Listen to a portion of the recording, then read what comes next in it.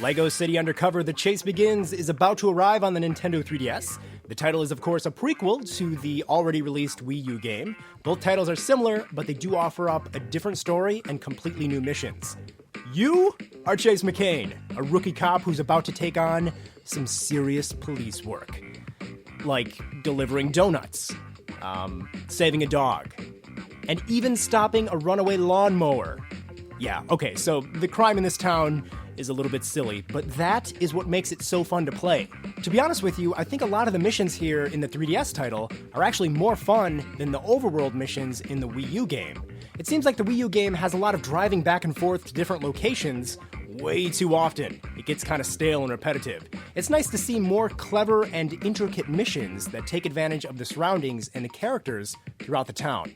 The Chase Begins focuses on exploring an open-world city and jumping from mission to mission to eventually take down a criminal mastermind known as Rex Fury. The crime world is just full of thugs, so you'll be duking it out with them quite a bit. In fact, maybe a bit too often. It feels like the fighting sequences are just kind of gameplay filler, and they happen about 5 times every couple hours. They're sort of fun at first, but they're really basic, so they get old fast. A main feature to the gameplay are the many different disguises you unlock as you progress. By switching disguises, you'll gain special abilities to solve missions. It's kind of fun. For example, if you're the police officer, you can search for clues, and you can also use a grapple hook. The construction worker can fix mechanical issues and drill for water. The farmer can grow plants with a watering can, and he even comes equipped with a gliding chicken. Yeah, that's pretty awesome. Those are just a few examples of how each disguise creates a unique feeling to the game and offers up something totally different. Breaking LEGO objects and collecting the bricks and studs that break off will allow you to create super builds and purchase unlockable content. The Chase Begins does feature a couple interesting bits of gameplay that involve using the unique features of the Nintendo 3DS. For example, you can scan for hidden objects by moving around the system. But oddly enough, it's really sluggish for some reason. I'm not really sure what's going on here. The bottom touchscreen is also used as a map, which does come in handy if you need to find where you're going next or where the objectives are. So having a map on the bottom touchscreen is, not the most unique idea, but it does come in handy. Visually, well, the game isn't too flashy. I imagine it may be kind of difficult to take the expansive, detailed world that was created in the Wii U game and make it work on the 3DS hardware. Sadly, the city just isn't too pretty. A thick fog appears in the distance to hide the fact that objects aren't yet loaded up.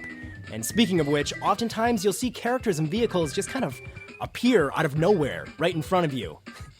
And, that's not exactly ideal. The frame rate can also be a bit clunky at times. If you're expecting the quality of visuals to come even close to the Wii U title, you're probably going to be pretty let down here. The audio is also kind of disappointing. Playing through this game just kind of feels empty at times, and a big reason for that is the lack of background music. Not really sure what was going on here. When you're driving a vehicle, music does play to kind of build up excitement, but the rest of the game is oddly silent. All you hear are ambient noises, which just kind of, feels empty and awkward. There really should have been some kind of nice, easygoing overworld music.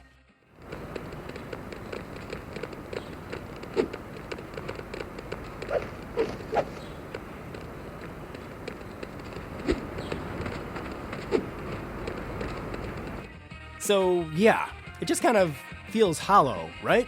It's also worth noting the Chase Begins doesn't feature voice acting like the Wii U game, which means a lot of the humor isn't really present. There are some pre-rendered cutscenes with voice acting, but they're pretty short. In conclusion, the Chase Begins does offer up some fun, and I do kind of like this game. Like I said, a lot of the missions in the overworld are pretty well done. However, you have to ignore quite a few technical setbacks to really appreciate the end result here.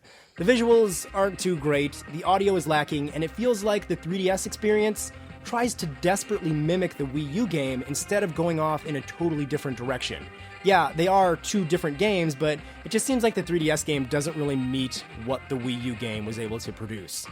If you're looking to pick up one of the LEGO City games, it's pretty clear the Wii U title is the one to go with. I will say though, as a fan of the series, it is nice to see how the events in both games connect.